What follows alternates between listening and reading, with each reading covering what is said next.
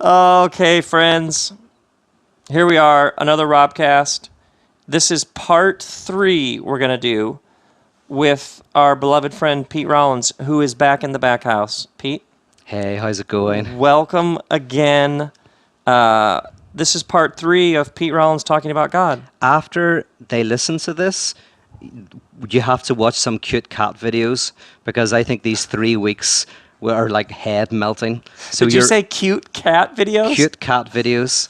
You're allowed to watch 5 cute cat videos and not think at all. Just right? to balance Just out to balance out. you. Well, Like if they do that, they'll be back at 0. just because this is a crazy Irish guy who talks too fast and says weird things, you know. Ladies and gentlemen, Pete Rollins is a philosopher from Belfast, Northern Ireland. He has a master's in Political theory, social criticism. and social criticism, and he has a PhD in post-structural theory. Yeah. He is the author of the books How Not to Speak of God, The Divine Magician, The Orthodox Heretic, The Fidelity Betrayal, The Idolatry of God, and the soon-to-be-released How You Can Have a Fit Body in 7 Weeks or Less. Is that right? Oh, yeah. I'm going the wrong direction on that, actually, at the moment, I have to say, but yeah. It would make me laugh if you put out like a total motivational, because we had joked about you moving to LA and getting sun and exercise.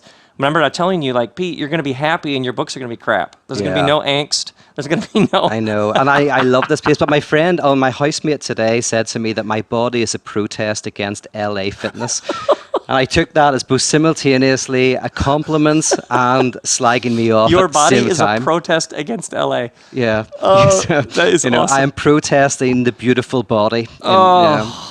So, so in part 1, you talked about different sort of ways of thinking or talking about God, and you talked about how your mentor, hero, now colleague John Caputo talked about God. What is happening when we use this word God? Yeah. As opposed to what is God to you? What is happening within you with this word? Why do we even use this word? Yeah. And you talked about super being, hyper being, God is the ground of being, different ways of sort of conceptualizing the divine. Yep. Then last episode, you talked about God is the imaginary, God is the symbolic, and God is the real. Yeah. And so now, part 3, we had just talked about this one would be God is the absurd. Yep. God is the absurd. As God as the absurd. Yep. So take us into God and the absurd, because when you just gave me a brief overview, I was like, oh, this feels like the idea that connects everything from episodes 1 and 2. Mm-hmm. Yeah, I mean, tonight we're going to be talking about Christianity as the original punk, as the original surrealism, the original rebel, and this connects us with the absurd. I mean, we should define the word absurd first, because it was actually, there was an early church father who said, I believe because Christianity is absurd. I believe because it is absurd. And of course, a lot of people laugh at this, both Christians and people who aren't, both people who believe in God, people who aren't, say, that's ridiculous. How can you believe in something because it's absurd? I mean, it's bad enough to believe in something that is absurd, but to believe in something because it's absurd is stupid. You know, if I believe in square triangles. Why? Well, because it's absurd, right? It seems ridiculous. Okay. But Camus, the French writer, he defined... When did Camus live? He was in the kind of mid-1900s, 20th century. Okay. Died in the 60s. I'm looking to my friend Helen, who is nodding.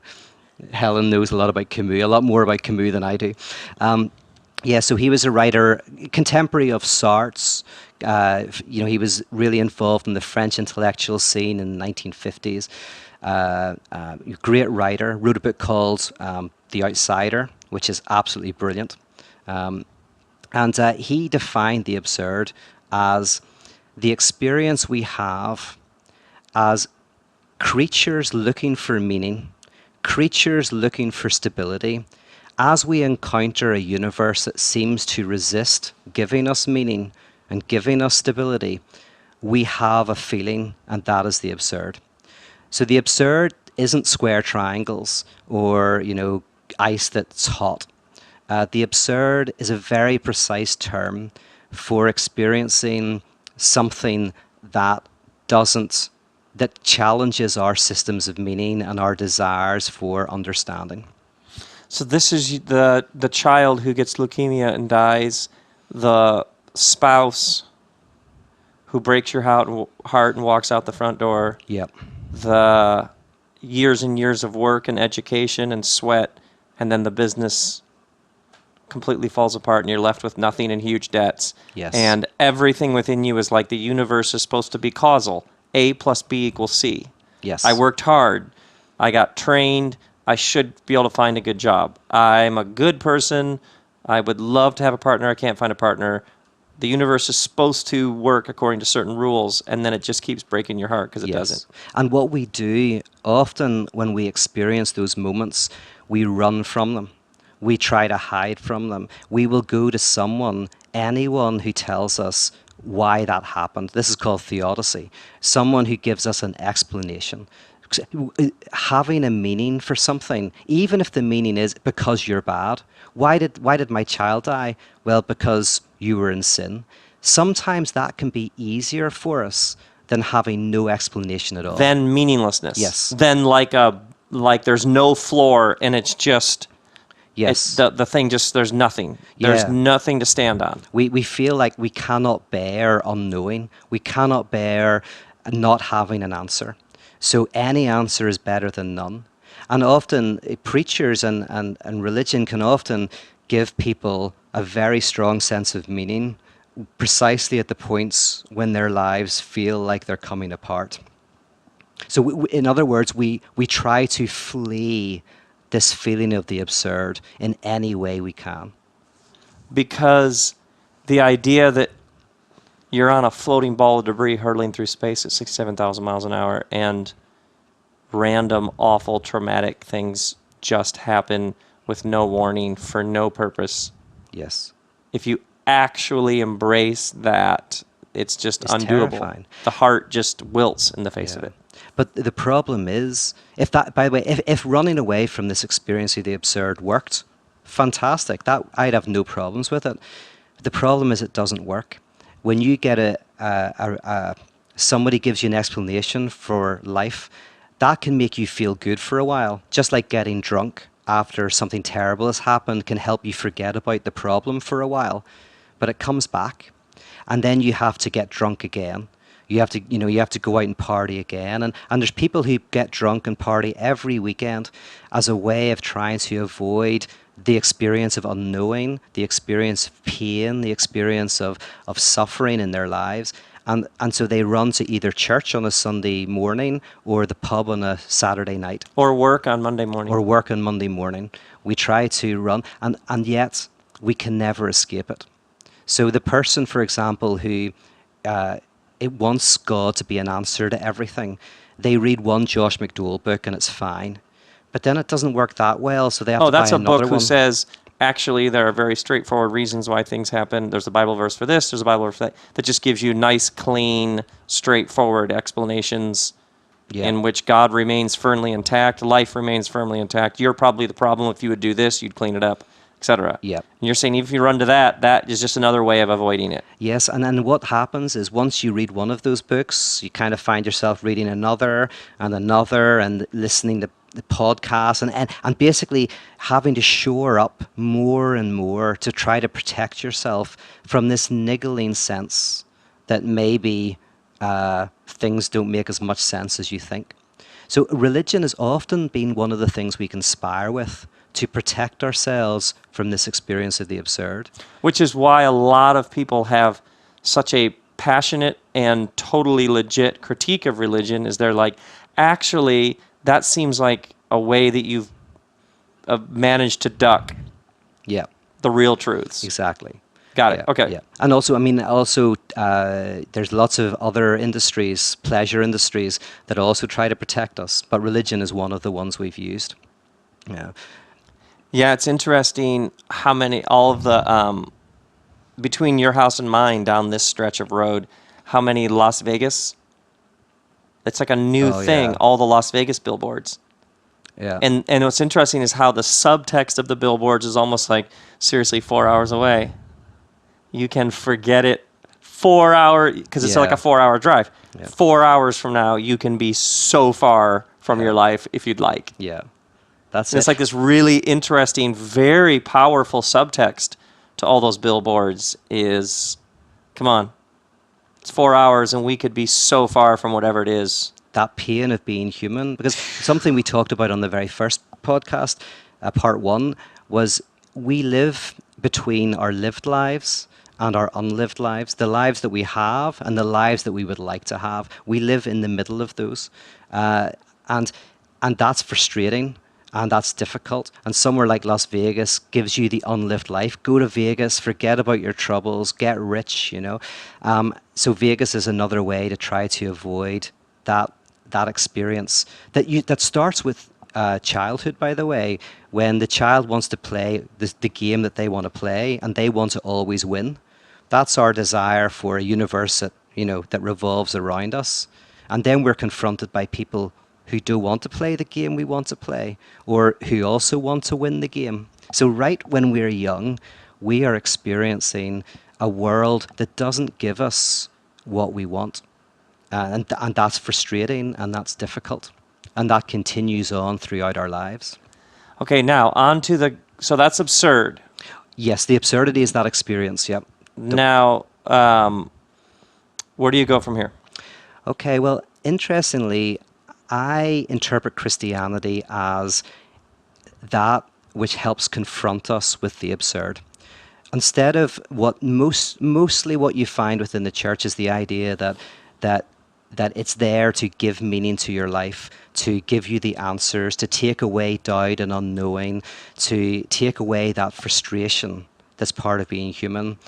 I want to argue, and I argue in my books, that Christianity actually confronts us with unknowing, with doubt, with the breakdown of meaning, with all of that. And it's actually hard baked into the very center of Christianity. It's hard baked into the cross. The cross itself is a confrontation with the absurd.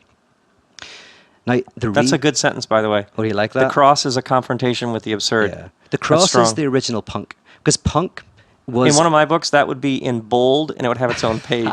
Yeah, you see, you're good at that stuff. That's the design stuff you're good at. Yeah. But this is what like punk was doing. It was confronting and challenging the world of music at the time, or the surrealists or the Dadaists. These were art movements that were challenging what art was. They kind of were whenever you looked at surrealist art, you experienced the absurd. You couldn't fit it into any category. It was like, what do I do with this? What do I do? It doesn't fit in with my world, right? Now, originally, the idea of God being crucified was absurd. Absolutely absurd. It's hard for us to realize now because we've heard it so much. But when Paul said Christ crucified is foolishness to the wise and a stumbling block to those who seek signs, which is something Paul said, he's saying that Christ crucified blows up all of our ideas of how the universe works. Because to be crucified meant to be cursed of God. It meant to be you were outside the political system. You were a nobody. You were a nothing. And the idea that God could be crucified was like a square triangle. It was just bizarre. Because the gods were super beings. Yeah. Zeus, Hermes, Apollo, Poseidon, like Demeter, Artemis. The Greek and Roman gods were like super beings. Yep. With very human characteristics. And they were the ones who did the blessing or the cursing. Yes. They decided who's in, who has favor, who doesn't. Yes. Even that phrase, Son of God, was a very Roman way of talking about somebody who had the divine favor of the gods. Exactly. Very Yes. like a figurative, symbolic term for somebody who seemed to have a special in. Yeah. So the idea of Christ crucified is like you couldn't have a God on the receiving end of what the gods are actually the ones they do that to others. Yeah. So in relation to last week, we talked about, God as the symbolic. The crucifixion breaks that apart. God as that which justifies the system, which kind of regulates the universe. God is the all-powerful being that is in control of everything. That's just like all thrown up in the air by this idea of the crucifixion. It just destroys it. And it's like the Holocaust, or Shoah, as it's often called, within Jewish thinking. The Holocaust is not something that is meaningful. As soon as you try to give meaning to the Holocaust, you're doing something incredibly distasteful. Where you say, oh, well, it's because the Jewish people sinned, or it was a purifying process, or something like that. You miss it. Right. That all just leaves such an acid in your mouth. Or Yeah. somebody says, but even when like something bad will happen and somebody will, will say, oh, look at all the good that came out of it.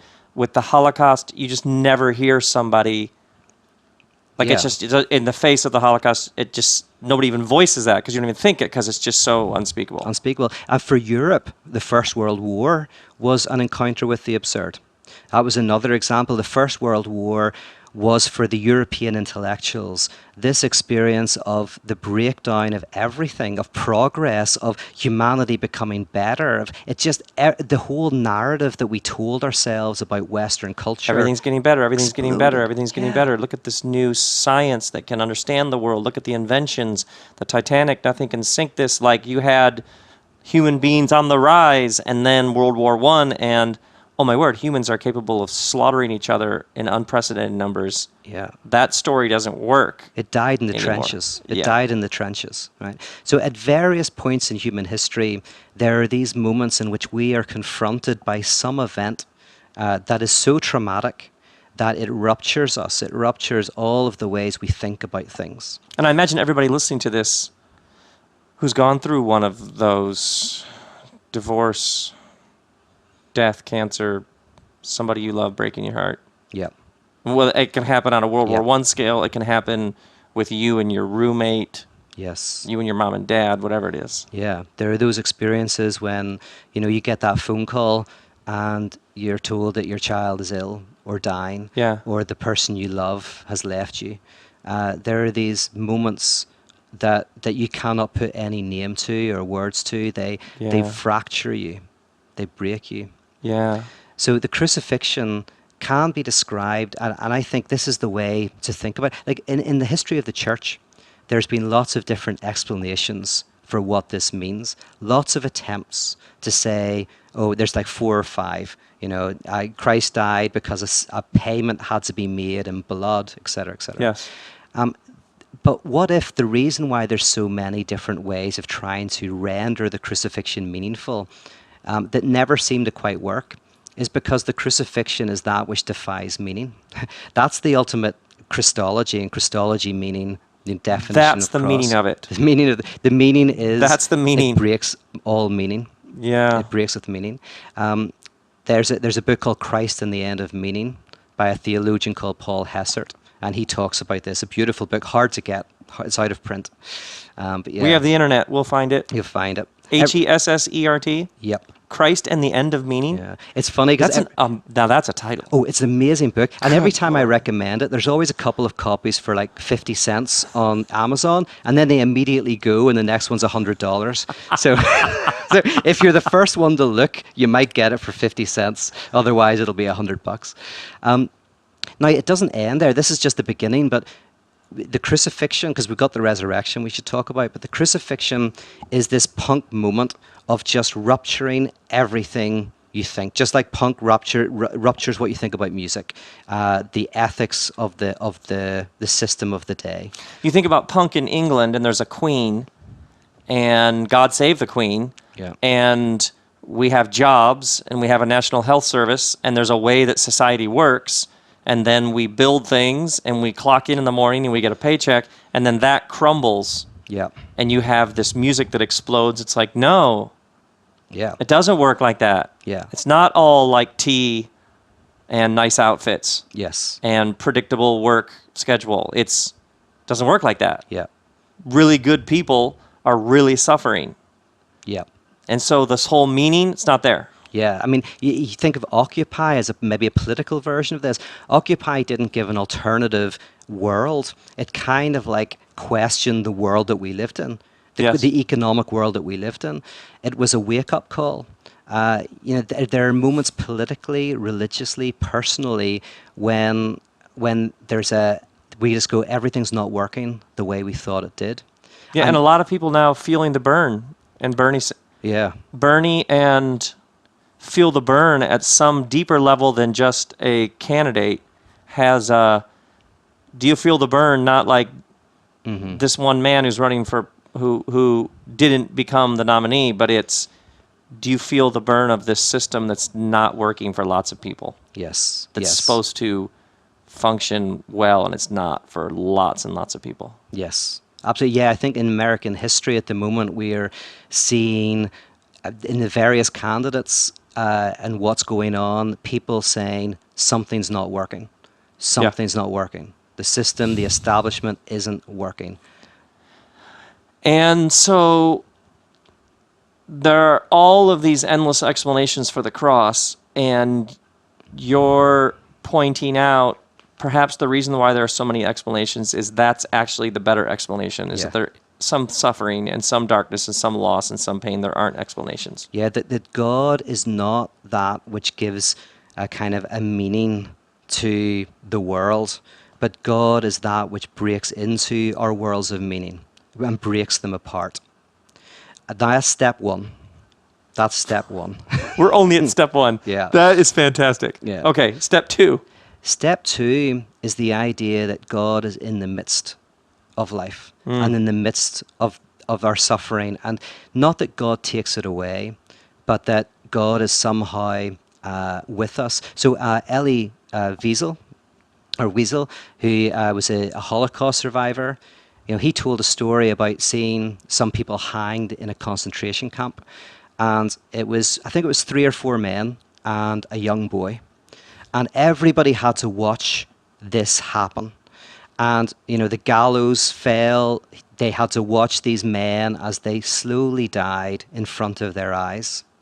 And then every single prisoner had to walk past the gallows and look at the dead men and the dead boy. Except that the boy was lighter than the men. And so while the men died within 30 seconds or a minute, this boy struggled between life and death for 10, 20 minutes. And as they were walking past, Elie heard someone say, "Where is God? Where is God?" And he said that he heard a voice rise up within him saying, "There is God, hanging on the gallows." And when I heard this story, it was like this idea that God wasn't in this, superpower taking this child off the gallows, but somehow God was living and dying with that child. That God was in the dirt, the grit, and the grime of the world, and helps us in some way find. It doesn't redeem suffering. It doesn't make it easier or anything like that. But that there's a verse in the Bible that says, "Neither height nor depth, angels nor demons, life nor death will separate us from the love of God." But this idea that maybe God is where suffering is and where life and death happen. And the best way to think about God whenever you've had a personal experience of loss is God is not in that which fixes it all, but somehow helps you bear it, helps you bear the weight of your suffering, robs it of its sting, and maybe even turns it into something that you can use for the good of other people. I often talk about the presence and the absence. When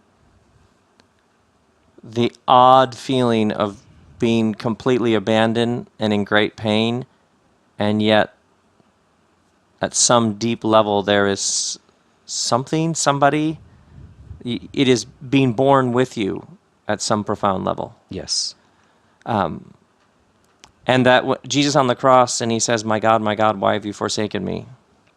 This is every person who has ever shouted at the heavens. Yeah. Why is this happening? There is no meaning. Yeah. Nothing matters. And you know, there's an interesting thing that happens when he says those words. In the Bible, it says that the temple curtain rips in half. Now, the temple curtain, as you know, separated the Holy of Holies, where God dwelled, from the court of Gentiles, which is the court where people bought and sold things for sacrifice, and anybody could enter the court of Gentiles, but nobody could go into the Holy of Holies where the divine was. Like like a high priest once a year. Yeah, once a year with a rope tied around his, in case he keeled over, they could drag him out without going in. And this temple curtain rips in half.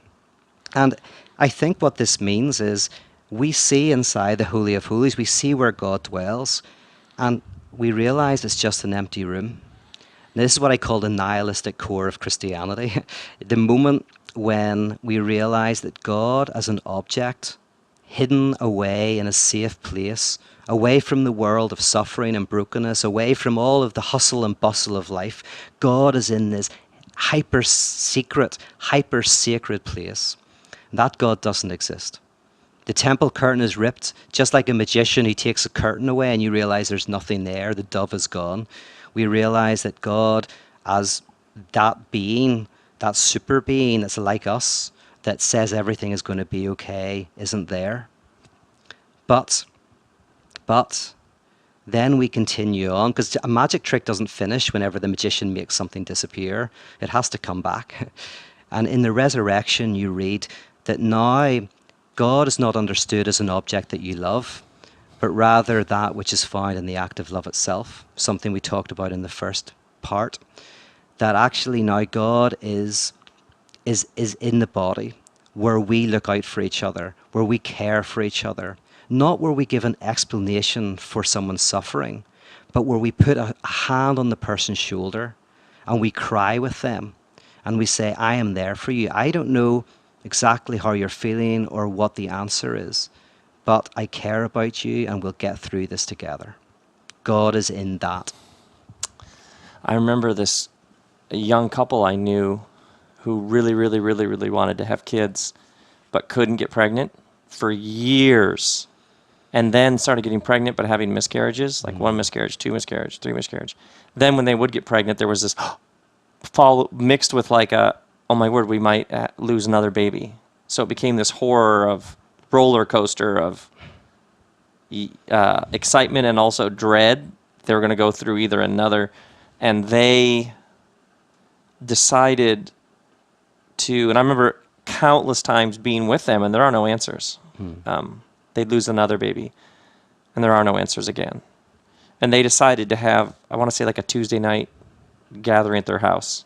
And so they just put out the word, anybody who keeps suffering through miscarriages or who is struggling with infertility, just welcome to come over. And they would just sit in their living room with these other people and just tell their stories. Yeah. And people I know who were there were like, absolutely most powerful thing ever. And I think about the most holy and sacred moments in my life, how many of them were joining somebody in the meaningless. Yeah. The acts where there's nobody has a rational word of explanation for this. Yeah. And how often that's the ground that feels the most holy. Absolutely. You know well my favorite parable in all of the world, which is an old an old Buddhist parable of a woman whose child dies. Yes. And she wraps the child's body in linen. Yeah. She wraps it around her own body. And she goes in search of someone who'll resuscitate her child. Witch doctors, faith healers, no one can help. But a tribal elder says there's a holy man high up on the mountain. That's love where this they story. are. High up on the mountains. They're always high up on the mountain. They're always high up on the mountains. And he might be able to help. He's so holy. And she finds him after 3 days of traveling. When she knocks on his door, she breaks down and she says, please, I must have my child back. The old man takes pity on her and says, I can help, but I need a potion. And the potion requires ingredients. And one of those ingredients are mustard seeds from a house that hasn't suffered from that black sun of suffering that has touched your life.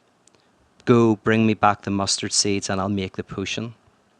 And as you know, she goes into the marketplace and she goes from house to house and she cannot find one home that has not been touched by darkness and death and suffering. And yet, as she hears the story of other people's suffering, she gradually comes to terms with her own until she's finally able to bury her child in the earth.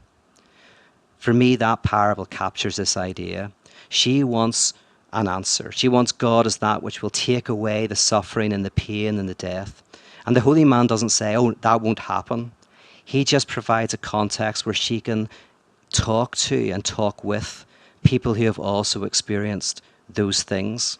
And in doing that, the sting comes out of the suffering and we are able to live again. I think about like Jesus entering the city on what's called Palm Sunday. He's on a donkey and he's weeping. And it's like the crowd, it's like, oh, yeah, like a conquering leader. And it's when he says like that line about, you don't even know what day peace, you don't even know how peace comes, or it's like, it's as if he's just going, you don't understand how it works. You don't understand how it works because you're looking for a nice, clean, neat solution to your pain, and I can't do that. Yeah. That wouldn't be honest. So I'm going to die, and I'm going to break your heart. And that's actually the only route. Yeah. Yeah. God is the absurd. Yeah. That's a good example of the absurd, by the way. We think of God coming in as a mighty warrior on a horse, and we see a guy on a donkey. You know, parables, the crucifixion, constantly all of our ideas about what the divine is Right. are broken apart. And yet it's so amazing how we can turn those stories into new warrior gods. Yeah, right. It's amazing. Well, it's interesting how many of Jesus' parables about the kingdom are yeast. It's the hidden things. It's a woman loses a coin, shepherd loses a sheep, man loses a son. It's about loss. It's about that which is a seed, which has to be fully buried for it to do anything, which means it's in the earth and the dark. Yeah. It's never about, and then a guy got a sword and cut off everybody's head. And then a guy got some money from his dad and built a huge business and amassed all this power. No, it's somebody lost something, something got buried, something died, something was tossed into the wind, something wasn't big and strong and powerful and mighty. Yeah. And yet within it was something that actually had life to it. It's always upside down. Yes. And somebody might be listening to this and going, oh, so I need to suffer? But one of kind of says, well, no, you don't need to suffer. You already are. You know, you already are. Life involves and includes difficulties and pains. And it's really about trying to, accept those parts of yourself rather than pushing them down, pretending they're not there, trying to cover them over, because that ultimately causes more problems. The difficult job for us is to realize that unknowing, questioning, brokenness, fears, anxieties, they're in our families and they're in our lives. And the more we try to hide from them, the more damaging they become. So good. God is the absurd. Yeah. It's interesting over the years, the sermons and teachings, when I talk about this, about Ecclesiastes wisdom, which is when the world doesn't work like it's supposed to, and you're left with all the shattered pieces. These are always the things that have the most resonance. The number of people when I'm out who are like, oh, that stuff, just the other day, somebody was like, hey, all that suffering, death, lamentation stuff, I love it. Mm-hmm. Yes.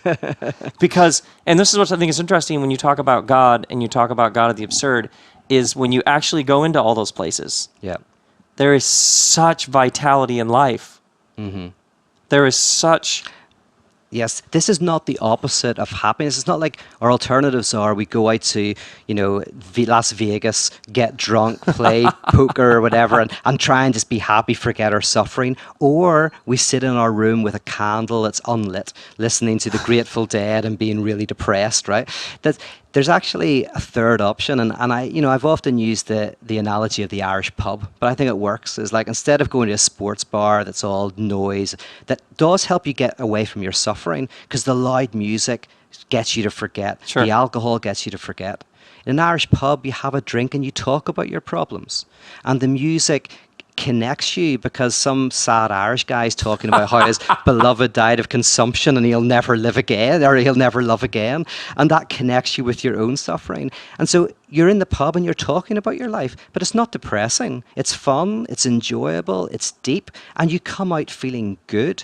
So yeah, what we're talking about here is confronting and bringing to the surface our deepest truths so that we shall be set free. Now, you're never going to hear that in the Bible. You shall know the truth, and the truth shall set you free. But, I would put it in there. It's like the central story. Yeah, it's like, you bring the truth to the surface, and in doing that and speaking that truth, you rob it of its negativity. And it's a wonderful way to live. It's an exciting way to live. By the way, Pete was joking about you won't find that in the Bible, just because that's like a central, like a drumbeat. Yeah. Life is painful, life is awful. Hey, yeah, good times. Yeah, you shall know the truth, and the truth shall set you free is in there, and you have to lose your life to find it, as another central, biblical theme. So the cross as punk. Yeah, the cross is punk. The cross is the place of the end of meaning, which is in fact a new kind of meaning. Yeah, it stops us from thinking of God as that which gives meaning, so that we can have a different understanding of faith as that which helps us bear our frustrations and our suffering and our brokenness. Yeah. Seriously. Yeah. And this, by the way, just one final thought, and I don't know if we've got time for this, but... You know what? We're in control. We're in control. We control it. We're in charge here. Of all the time we need. Fantastic. Well, Camus, who we talked about earlier, he had this figure of the rebel. Is it Albert Camus? Albert Camus, yeah. Can you imagine being Camus, being this legendary, but your first name is Albert? Yeah. Camus, that's why everyone calls him Camus. You don't Am call I the him first Albert. person to point out that? It's always better. Albert Camus. Oh, is it really Albert? Yeah, Albert. Oh, okay, yeah. Because in English, it's just Albert. It's just Albert, yeah. It's I not can't just cool. picture Albert bringing the heat. But he was very cool. He was a great footballer until I think he got tuberculosis, and then he could stop. But he was a great footballer. Yeah. And he was the playboy he was the George Was he really? Best. And okay, so what did he say?